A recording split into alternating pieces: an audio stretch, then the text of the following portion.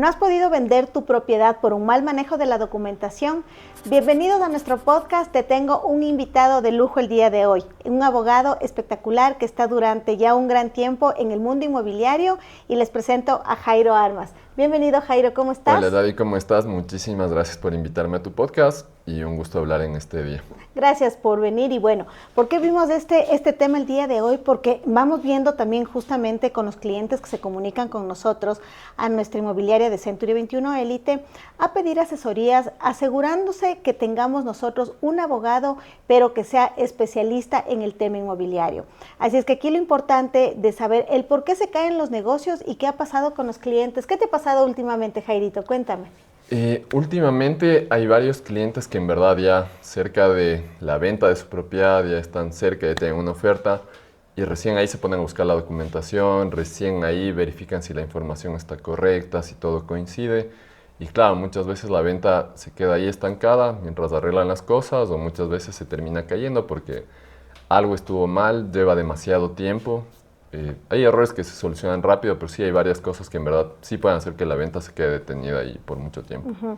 Miren, muchas veces existen clientes que el momento que llega un asesor inmobiliario le solicita la documentación, ¿verdad? Y nosotros sabemos como profesionales especialmente que se necesita documentación básica. ¿Cuál es la documentación básica al momento de vender una propiedad? Bueno, toda persona que esté interesada en vender su propiedad, primero siempre contrata un asesor inmobiliario. Es como cuando estás enfermo, vas al doctor. Si necesitas vender tu propiedad, vas al asesor inmobiliario y también al abogado inmobiliario para que te asesore. Entonces, hay varios casos. Si tú tienes, por ejemplo, un terreno, que es esto se da en Cumbayá, Tumbaco, en las parroquias o igual en Quito, necesitas verificar primero la escritura. O sea, verifica que tengas la escritura. No importa si ya no tienes la escritura original, pero sí una copia completa donde tengas la razón de inscripción. Verifica igual que en el municipio, en la ficha catastral, en el IRM, no tengas alguna afectación de la vía que pueda a largo plazo, a mediano plazo, afectar esa propiedad, y que el comprador que te está comprando la propiedad tenga una afectación a futuro o a mediano plazo. Entonces, revisa bien primero la documentación, siempre la escritura, revisa la ficha catastral, el IRM. Si hay varios casos también son de herencias, igual revisa que tengas la posesión efectiva, que tengas la escritura o la copia completa con la razón de inscripción. Igual si no tienen la razón de inscripción, no hay problema, es solucionable a través de un trámite sencillo en el registro de la propiedad, se obtiene, pero sí es importante que tengas la documentación. Igual, o sea, no tengas miedo, porque hay mucha gente que tiene miedo en darle al posible comprador o a nosotros como asesores inmobiliarios. Y no pasa nada, porque son copias simples. Exacto, nunca va a haber un problema porque le pasa, inclusive para que estés más tranquilo, escanea y le das un PDF al asesor inmobiliario, que nosotros sí, desde el inicio necesitamos verificar. Para ayudarte a vender tu propiedad de una forma rápida, sí necesitamos desde el inicio ver que todo esté correcto. Así cuando ya tengas la oferta, la venta se va a dar así rapidísimo. Ahorita que topó Jairo el tema del abogado inmobiliario, se nos han caído también muchos negocios porque muchas veces llega el cliente con abogados que no son especialistas en el tema inmobiliario, sino que resulta que son abogados tributarios o que manejan temas familiares o tema de empresas, que no es lo mismo del tema inmobiliario. Entonces, ¿por qué qué te ha pasado ahí en el camino con clientes que llega con colegas y que no tienen el expertise inmobiliario, y puede ser que ellos se vienen a convertir incluso en una piedrita en el zapato los abogados muchas veces? Sí, muchas veces hasta el ego de los abogados influye ahí. Sí. Y en especial a veces en este tema sí busca un asesor inmobiliario, busca un abogado inmobiliario, porque así como los médicos tienen una especialidad, si estás enfermo de la nariz vas al otorrino, si estás enfermo del corazón vas al cardiólogo, igual cuando ya estés vendiendo tu propiedad, busca un abogado inmobiliario, o sea, alguien que esté en el día a día, que te guíe de la mejor manera, porque puede ser que tienes el amigo, el familiar que es abogado, pero es especialista en otra cosa. Entonces muchas veces, al no tener el conocimiento de las cosas que van pasando en el tema inmobiliario, sí puede convertirse una piedra en el zapato a veces en la venta, porque muchas veces nosotros como abogados inmobiliarios, como asesores, les explicamos de la mejor manera, pero claro, al desconocer del tema inmobiliario, se vuelve una traba. O sea, y a veces sí hay ventas que se caen o se demoran por culpa del abogado. Sí, nos ha pasado y lo hemos vivido en carne propia y especialmente cuando nos han llegado incluso estudios jurídicos sin dar nombres, pero muchas veces, como bien decías, el tema de los egos hace que no se permitan incluso ser asesorados para ellos mismos, ¿no?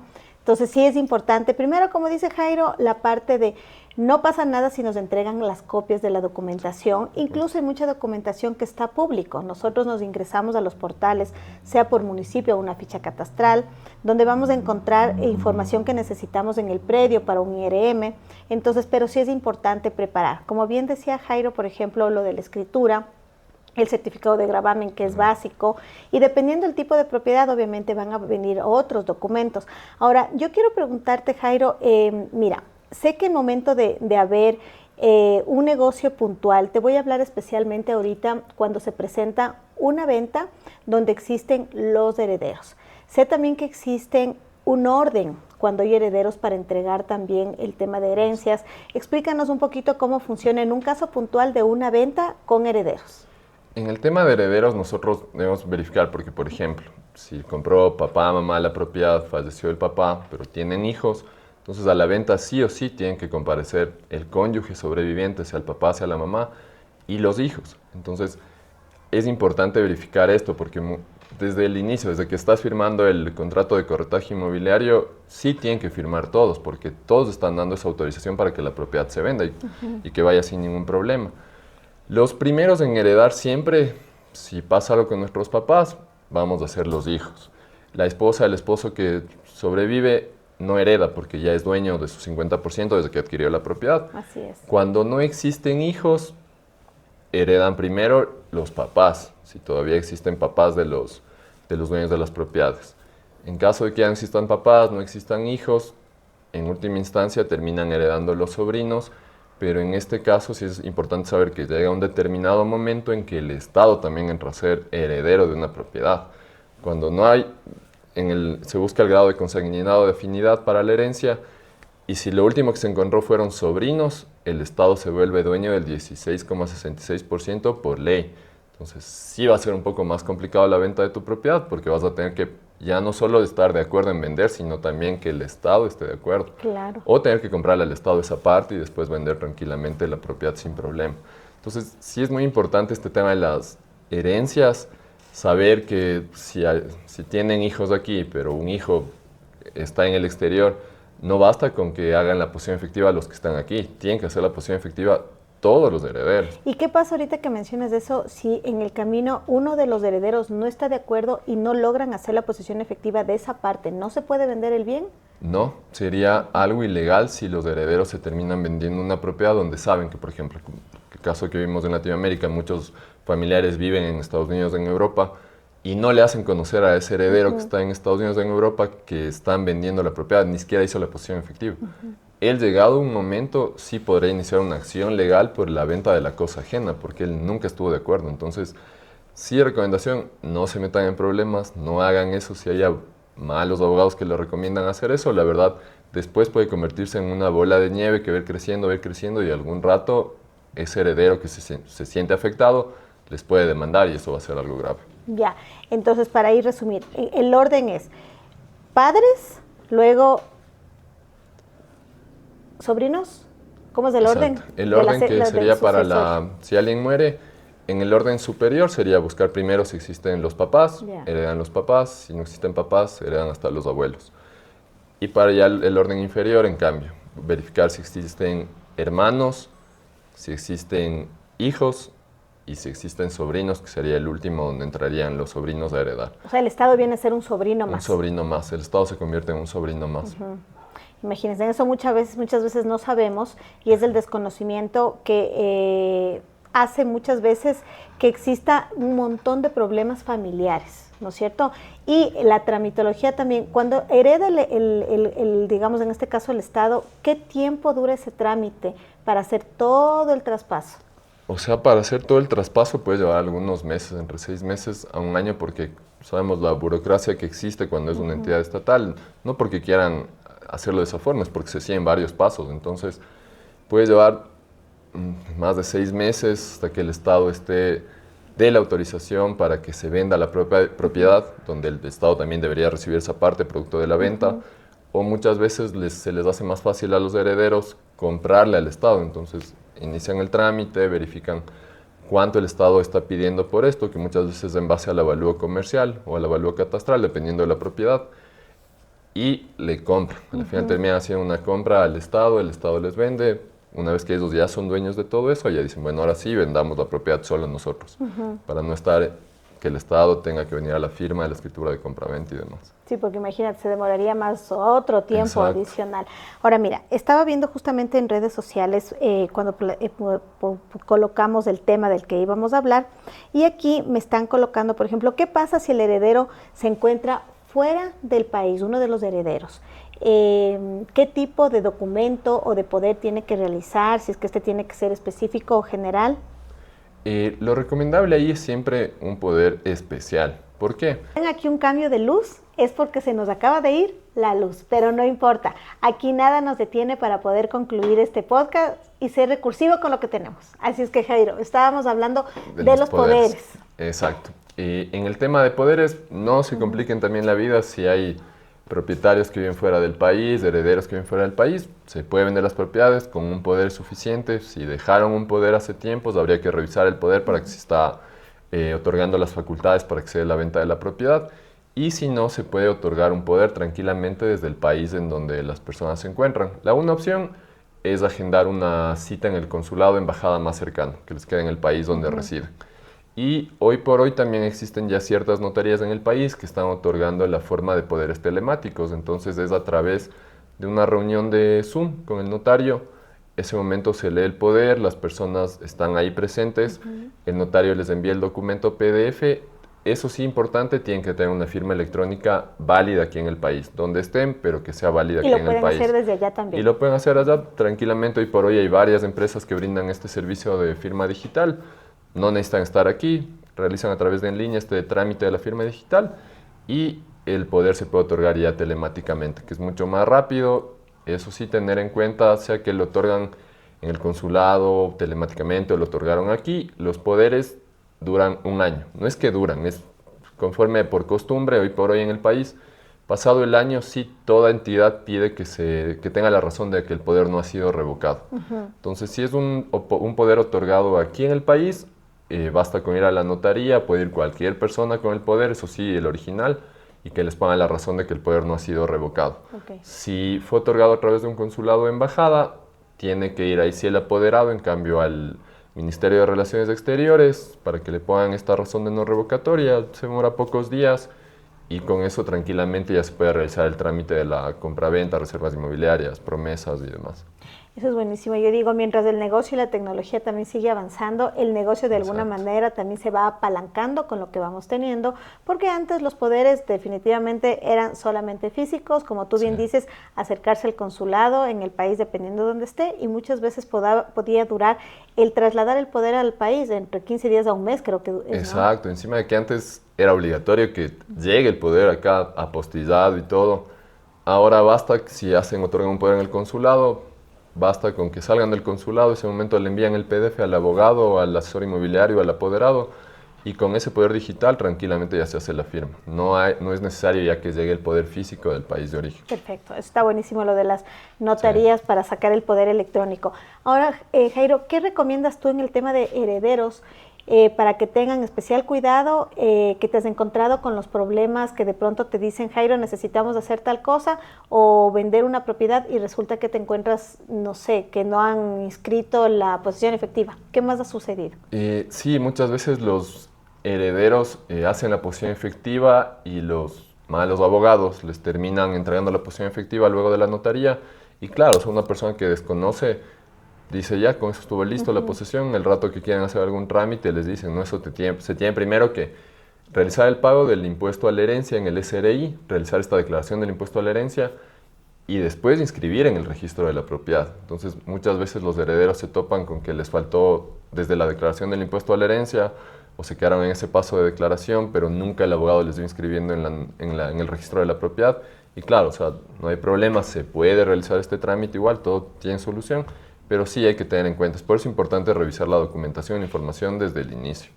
Mira, este tema de los herederos hay que tener especial cuidado y ahorita mientras estoy conversando contigo se me viene una pregunta. ¿Qué pasa si uno de los herederos es menor de edad o tiene una discapacidad?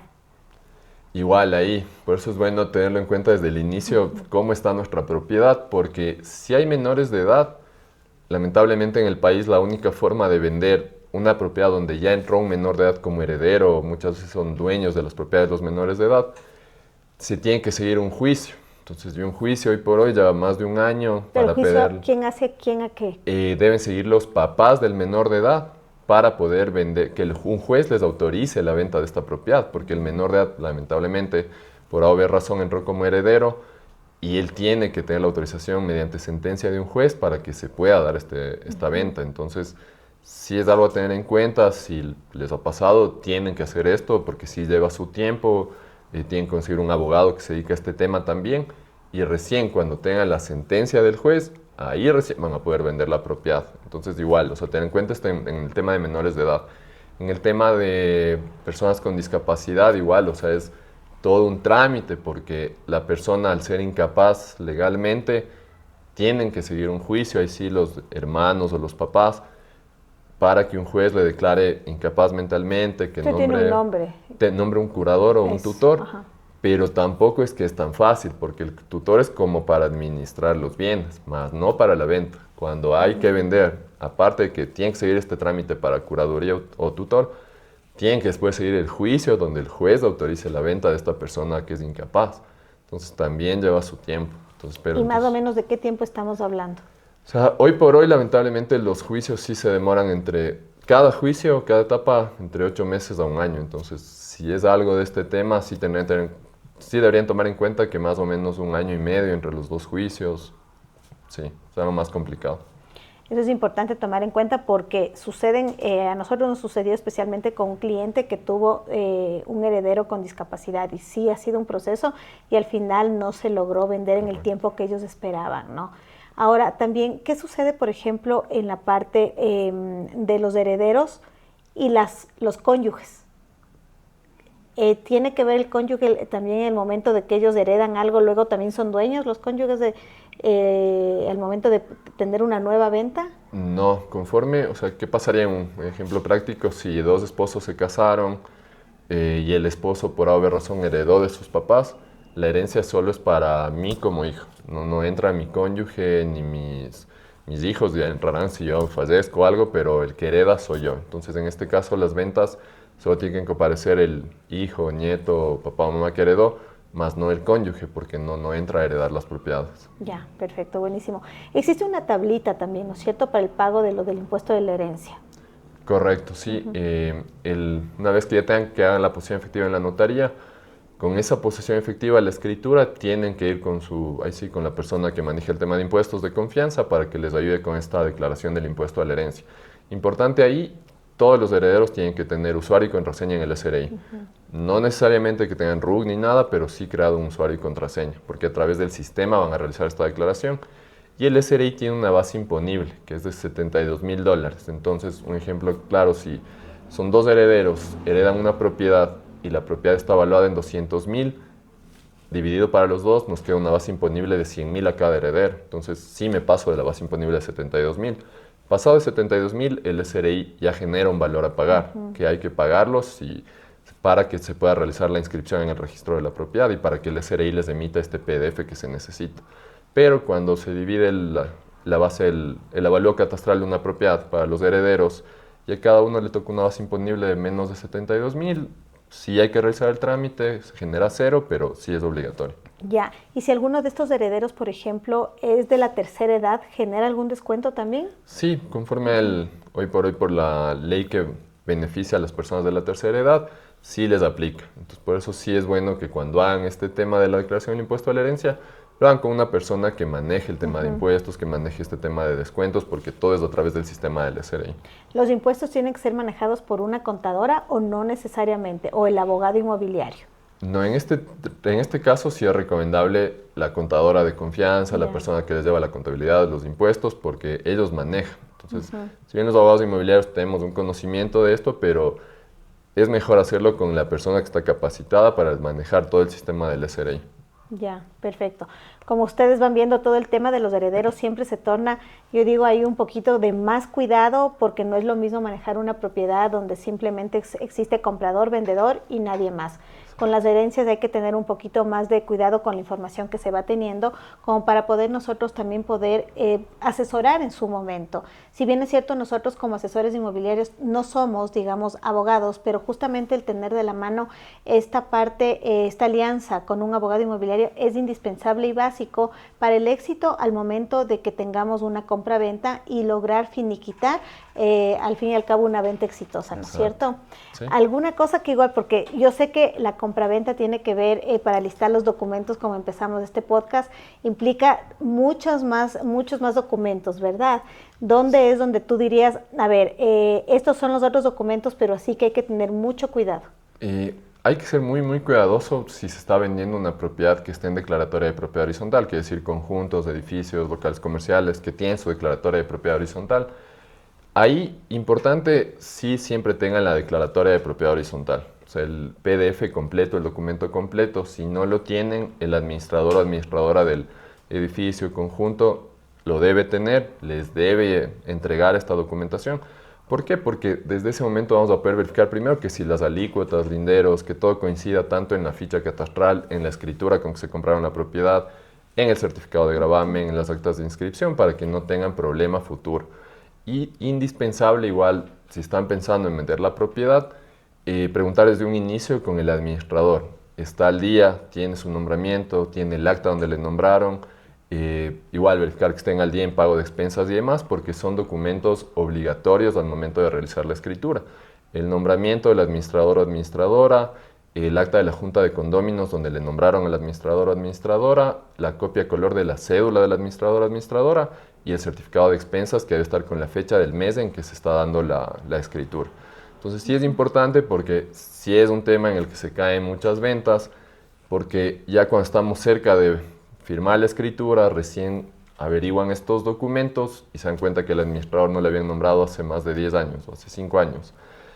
Y sí es un problema hasta que se reúnan, les den rápido estos documentos, que puede demorar la venta. ¿Y qué pasa si no hay administración? Si no hay administración, eso sí, estar 100% seguros que en ese edificio, en ese conjunto, nunca hubo administración, porque si le mentimos al registro de la propiedad diciendo que no hay administración, eso sí tienen todos los archivos y nos pueden decir, pero hay una escritura de tal año que aquí nos dicen que hay un administrador. Entonces, si estar 100% seguros, y en este caso basta con hacer, si se está tramitando con crédito hipotecario, les van a pedir una declaración juramentada. Hoy por hoy también se le pide a compradores y vendedores la declaración juramentada, donde digan que no hay administrador.